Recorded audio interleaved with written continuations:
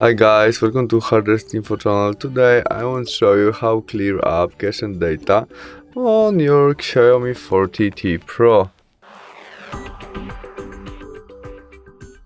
Open Settings application and look for our apps segmentation, and there tap on Manage Apps. There we have list of our all application, find your application which you want to clear, maybe calendar, and there we must tap on our not data usage, about our storage.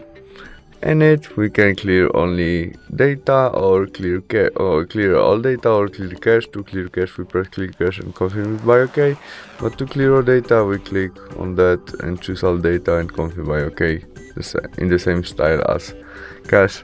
And that's all. Thanks for watching. Bye.